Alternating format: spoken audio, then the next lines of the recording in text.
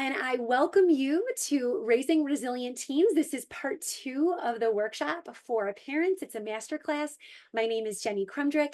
I am so happy to be with you tonight. That there is a student who was going into 7th grade, and she was starting at a new school. And this was really a good change. She really needed a change. She had had a kind of negative experience at her last school of 6 years, but she liked her teachers. She had friends. Things were going well. Well, she hit a bump in the road that just derailed her. She did the wrong homework assignment. Now, her internal response was severe. She was seized with panic and fear, and she froze. She couldn't even respond to her teacher.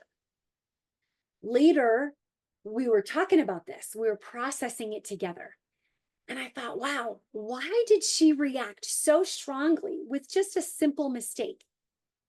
Well, she had left her last school because of the way some of the teachers and the peers had humiliated her for mistakes like this.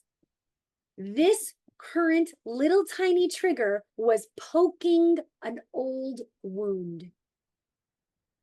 And so her response was based on her past hurts.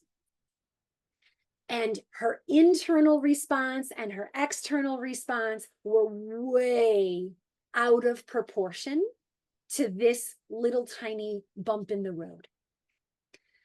As a confidence and a life coach for teenagers and young adults, I want to help students be able to manage their immediate emotional response. Sometimes it's panic, sometimes it's anger, sometimes they're frozen with fear, and be able to reprogram the way that they think about themselves so that they don't have to stay a victim of past patterns of thinking, feeling, and responding.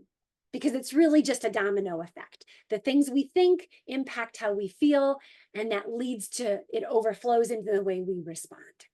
Now, so often the teenagers in our life are bombarded with mean or critical people, challenging circumstances, inner self-doubt, and it all knocks them down. But we want to raise resilient teenagers that can get back up again. But teens don't automatically bounce back. There's not a lot of skill training for how to handle critics or recover from failure or process strong emotions. And so often, facing and feeling this discomfort is uncomfortable. And so teens buffer and avoid it or numb. And their primary go-to are screens. It is amazing how much, when I'm coaching teens, especially in the summer, I'll say, how many hours of screen time do you have? And they're like, 5. And I was like, oh, for all day? No, already today, and it's only 2:00. And teens will internalize negative messages. And so these limiting beliefs and these negative thoughts are then put on repeat on their head. I mean, 90% of the thoughts we think are the same every day. And they become integrated into our teenagers' self-image and identity. And then teens will avoid or resist trying new things or doing hard things.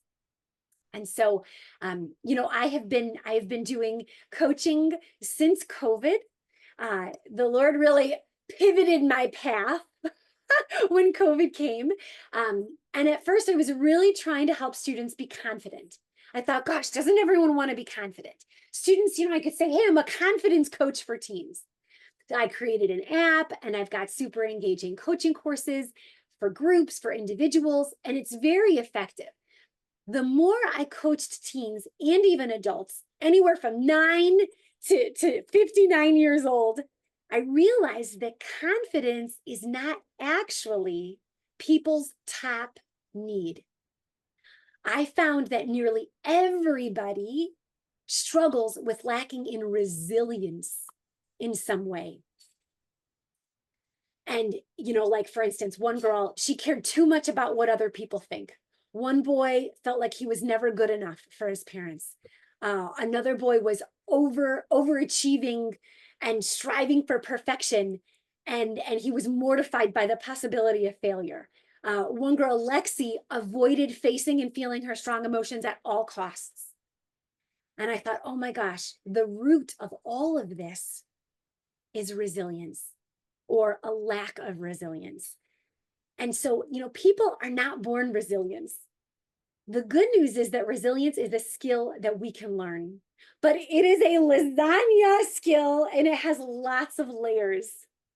And so, what my coaching courses and my app strives to do is help teens and parents master the skills they need to become resilient. I just got this about 2 weeks ago from that girl, Lexi. That's not her real name, but I'd been working with her for about 6 months on resilience, specifically for emotions. And this is what she said in response to working with me for the last 2 seasons.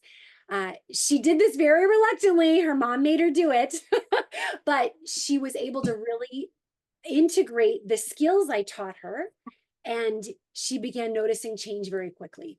And I will tell you, I'm so proud of her because she is pursuing big dreams and goals without the fear and the self-doubt that she used to carry around with her. And gosh, when we have coaching sessions, I sometimes just like fall out of my chair when I hear the progress that she's making. I'm so proud of her, because she says, I'm not afraid to feel, and I'm not afraid to try new things. But this is what we did last time. So if you missed part one, you can get it on the Contagious Light YouTube channel. We looked at the foundational skills of resilience, knowing our worth, strengthening our awareness, which is a very powerful skill, and then practicing recalibration. We're going to do a little bit more of that tonight, but honestly, you don't ever really graduate from these skills. We just continue to master them. Tonight, our goals for part two are to really lean in and start to face, feel, and form our strong emotions, and to learn to choose your best response. This is the way that we respond first internally in our own thoughts, and then externally with what we do and say. And then kind of a bonus is recognizing and recalibrating distorted thoughts.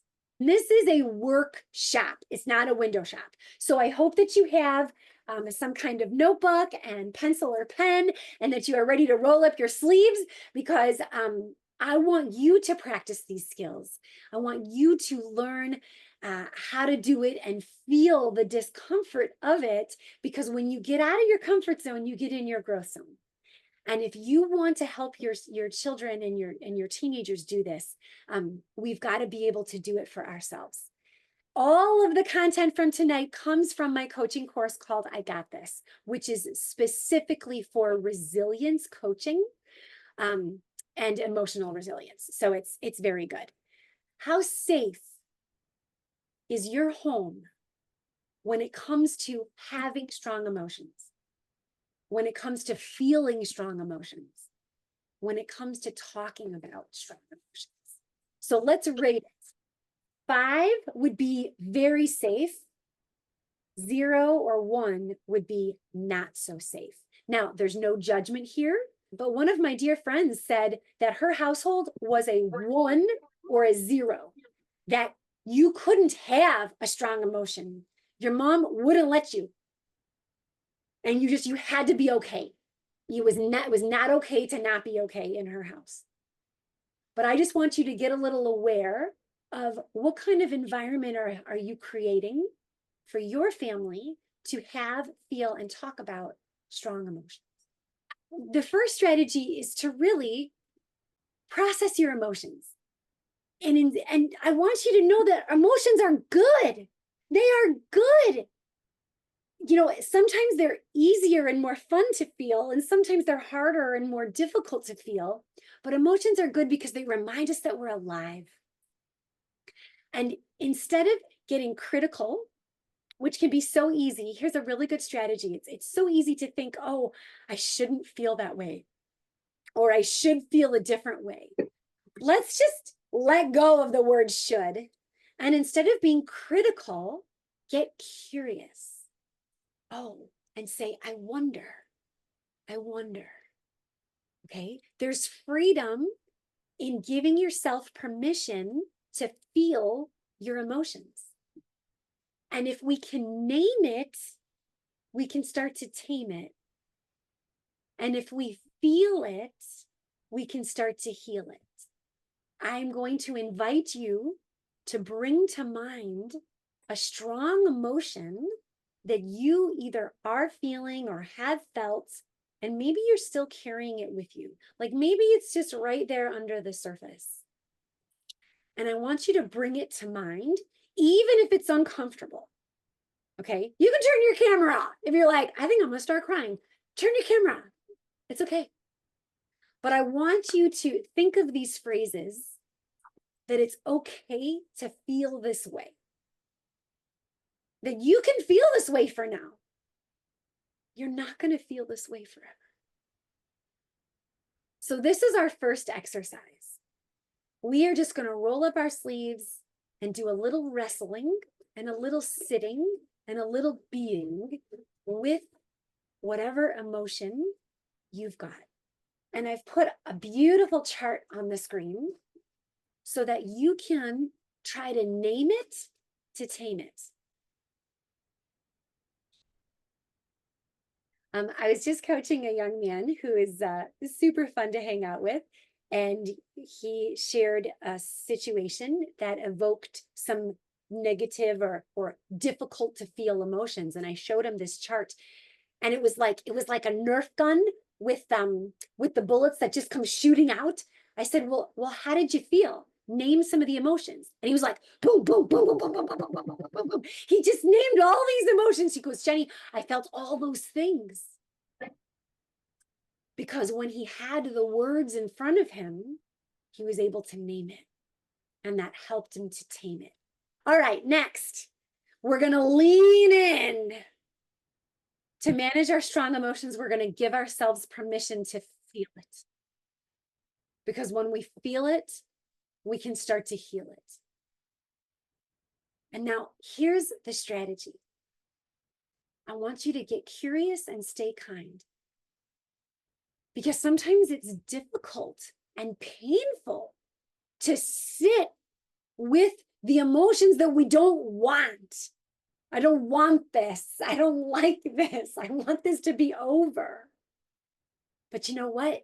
Like there's this song we sing at camp. You can't go over it. You can't go under it. You can't go around it. You gotta go through it. So I want you to even close your eyes and consider, where do I feel this emotion in my body?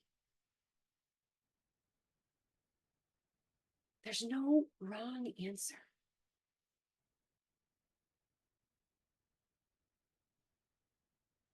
How does it feel? Could I give it a color? Could I give it a texture? Could I give it a weight? But I encourage you to take a half an hour later and to sit with your strong emotions, to invite a loving person or presence or even the Lord to come and just be with you. And you don't have to fix it. You don't have to understand it. You don't have to learn from it right now. You just can be in it. When you are with your child, and whether they're 5 or 15 or 25, and you know they're going through something, it's the same strategy. You just give them permission to feel. You get curious by asking an open-ended question. Something like, where do you feel this? How does it feel? My favorite question, write this down. Tell me more about that. And then zip it and listen. And even if they're not using words, your presence, your openness, you creating an environment that just holds space for them to just be, will give them the room they need to feel it.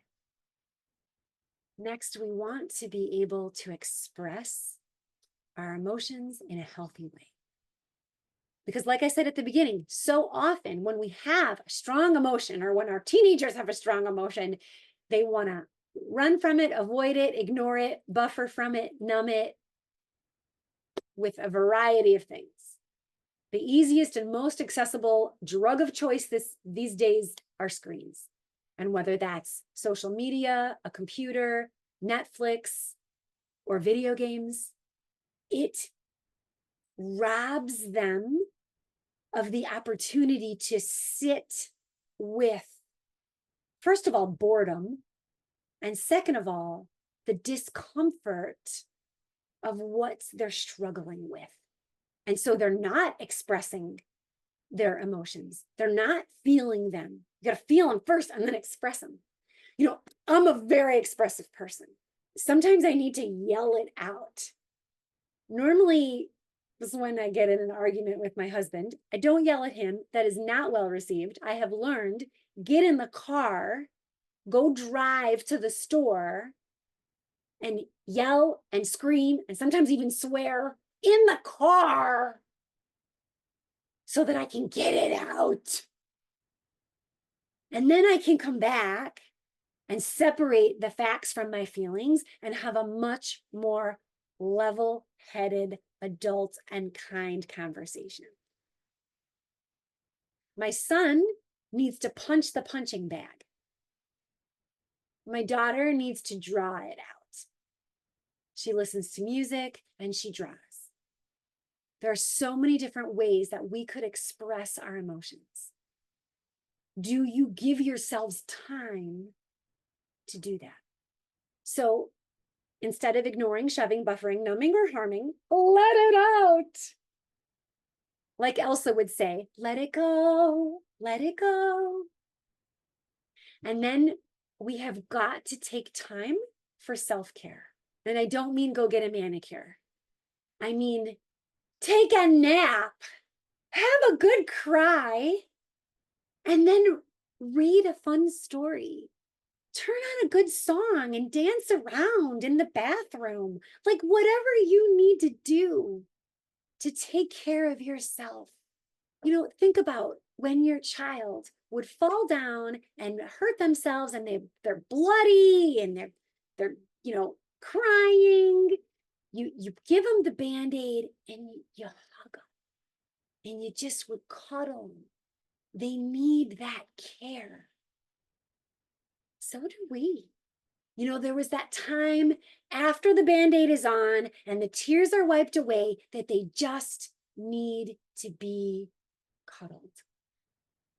Maybe it's 30 seconds, maybe it's 3 minutes. And then they muster the strength and they're back on their bike like nothing happened. But it was that self-care that gave them the bounce back. And so we need to take time for that as well. How often do our kids take time for actual life-giving self-care? Because I don't know if you've ever noticed this, but binge watching Netflix, not life-giving. Playing 3 hours of video games, fun, not life-giving. Let's make a distinction between fun things and life-giving self-care. Action step. What is something you can do, whether it's 5 minutes or 50 minutes in the next week, to give yourself some life-giving self-care? Write that down. Going for a walk, getting some fun exercise. Like I'm a quilter, so I go to a fabric store and I just look at the batiks. I just touch them. Reading a little bit, listening to music, calling a friend, taking a bath, doing something just for yourself. All right, let's move on to strategy number 2. I made my teenage daughter call somebody on the phone, and she was not happy about it. Like she was really argumentative, and she said to me very strongly, "Mom, I'm not doing this. I don't know what to say." Well, talking on the phone is a whole nother story, but the bottom line is resilient people know what to say, first and foremost to themselves, to respond internally, and then secondly, how to respond externally. So what do you suppose resilience has to do with a peanut butter cup? This happens to be one of my favorite candies. See, a peanut butter cup has two layers. The peanut butter is the internal, and the delicious chocolate is the external. And they can be totally different. They are totally different, but they work together. Well, this is how we respond with resilience. First of all, by responding internally when something happens. What do we say to ourselves? How do we bounce back mentally for ourselves internally? And then what is our external response? What are we going to say or do in order to take action on whatever just happened? So I want you to grow an awareness of how you respond to a stressor. So think about something that happened this week or very recently that like evoked a lot of stress for you, or maybe it triggered you and you felt a strong emotion. First, you responded internally. Did you make that mean something about you? What are you saying to yourself? Here's a quick example. I got an email bank that said my primary checking account was overdrawn. And I was like internally, what? What happened? What did my husband do? A few years ago, I would have said things like, oh my gosh, I can't afford this. I'm irresponsible. I would have had all these negative things that I would have said to myself. But I've been really working on my resilience. And so the way I responded internally was I got curious. Oh, I wonder what happened. I wonder how I can fix this. I have an internal habit of automatically going straight to getting curious. How does your team respond internally when they have a trigger or a stressor? What do they make it mean about themselves?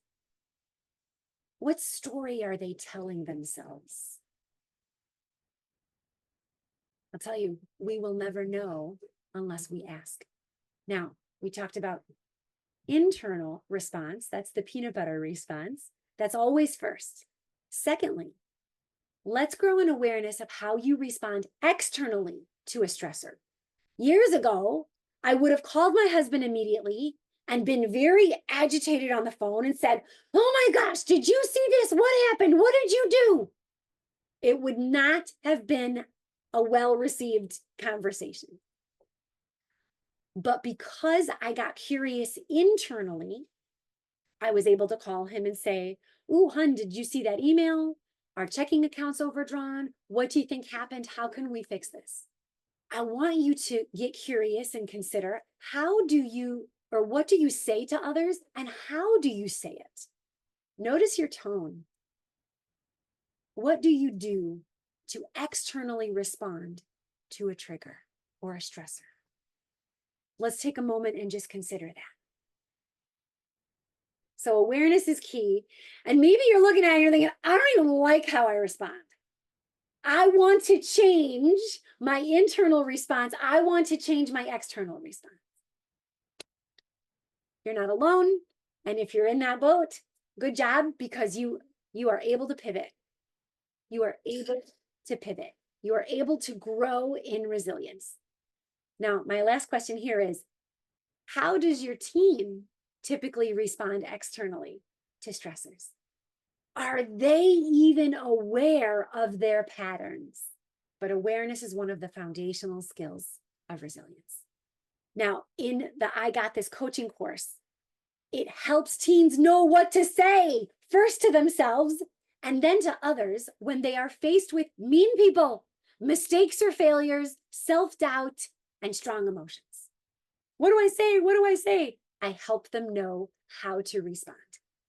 Strategy number 3 is to recognize and recalibrate distorted thoughts. Have you ever seen how you look in a funhouse mirror? It's a distorted image. You definitely don't look like that. But that's what you see. And so if we look at it enough, if you think a thought enough, you start to believe that it's true. And that's the scary thing. Now, thankfully, it works both ways.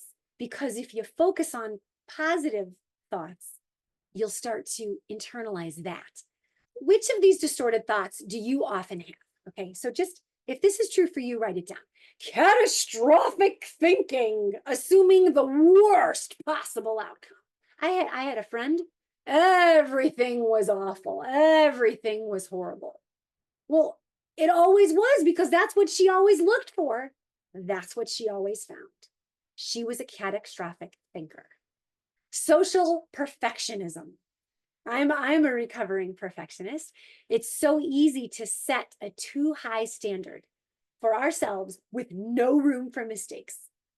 But spotlighting, now this is one I see a lot with teenagers. They think everybody's watching them. Everybody sees what I see. Everybody sees my zits. Oh, overgeneralizing. So using words like, oh, this is always the case, or no, that never happens, or all the time, or nope, none. So let's recalibrate.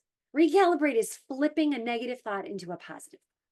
So if you are aware of a catastrophic thought and you're assuming the worst case scenario, let's get realistic. What's more likely to happen?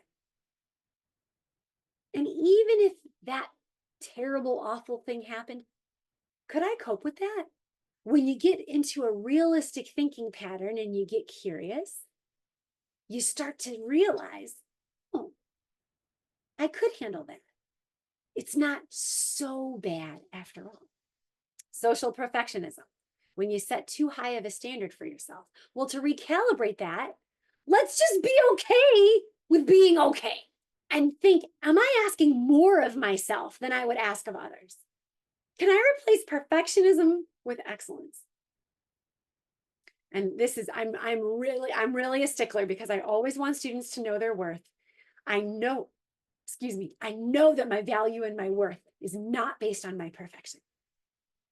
It's not based on my performance, my grades, my productivity, my popularity, my possessions, none of that. So I can be okay with just being okay. Next one, spotlighting. Oh my gosh, is everyone watching me? Let's remind ourselves it's not about me. What else might people be paying attention to besides the zit on my cheek? I love this one. What good can I see in me? Because gosh, when our teens look at themselves in the mirror, so often it is all the things they're unhappy with that they immediately focus on. But can we recalibrate and say, let's look for the good? How can I celebrate my progress? This is good stuff, but it takes a while. See, these are new thought habits that we're trying to create. And at first it's unfamiliar, it's difficult, it's slow, we forget. But the more and more we practice recalibrating, the easier and more familiar and faster it gets, until it's automatic. That's the idea. Overgeneralize. Let's get specific and realistic. So when was the time that was not true? And can I practice separating the facts from my feelings? Because when they're all jumbled together like a big ball of tangled Christmas lights, it's hard to do anything with that. But let's get specific and realistic. What are the facts? How do I feel? These are all strategies I work with students with. Which of these distorted thoughts does your teen often have? Oh, wait, there's actually 4 more. Mind reading, labeling, discounting the positive, and scarcity thinking. And I have ways to recalibrate all of them. If you have been practicing thinking distorted thoughts for a long time, you've gotten really good at it. Because whatever you practice, you get good at. So let's start to practice recalibrating to more positive thoughts. And the more you practice it, the better you'll get. When it comes to I got this, I have a lot of exercises. And because it's right there on their computer or their iPad or their phone, which they're on all the time, it's easy to practice these exercises. I tell them to rock your self-work, to reflect on yourself with curiosity and kindness. I give them guided reflections for processing their emotions and conflicts. I give them recalibrated responses and then help them customize it to work for their situation, their trigger, their friend, their family member, their teacher, whatever it is going on. What can they say first to themselves and then to others?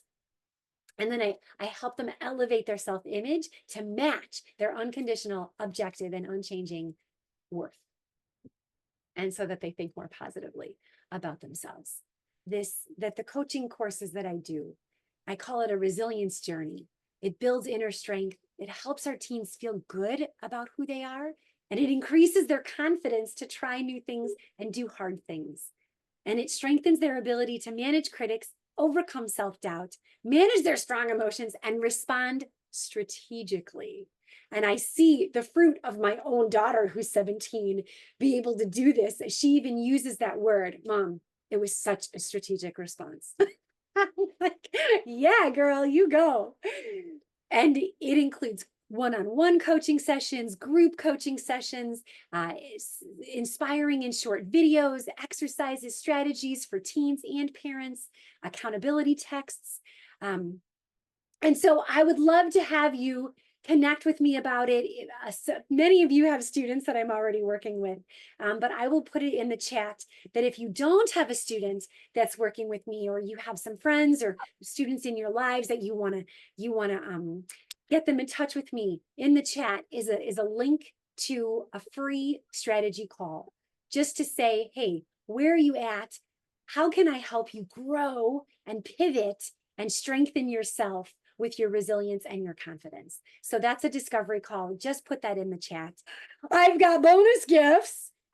You'll be getting an email with a PDF that literally breaks down my exact process for how I help students get grounded, feel it and heal it, and then respond with resilience. Okay. And then out of all those 8 distorted thoughts, I created a beautiful, easy to use chart that helps you. There's a spot for you to write down, oh, this is what I'm thinking. And then on the very next side, let's go green, let's recalibrate. What could I think instead? And then that beautiful wheel of emotions, you'll also get that so that you can just share it with your kid and say, here, write down what you're feeling. So these are my bonus gifts to you.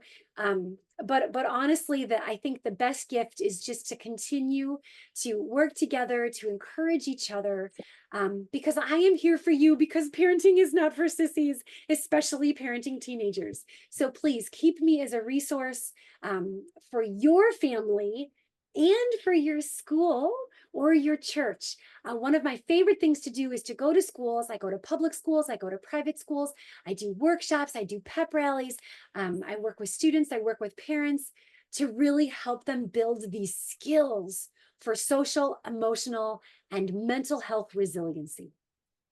So that is my joy. I'm so grateful that you joined me for today. And I invite you to share this link, all the good things that I give you in the email, pass it on to friends and other parents that you know.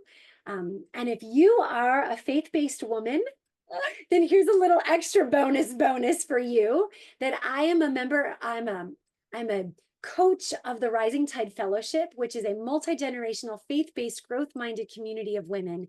And it's an online thing. We do Bible studies, we do book clubs, we do weekly coaching.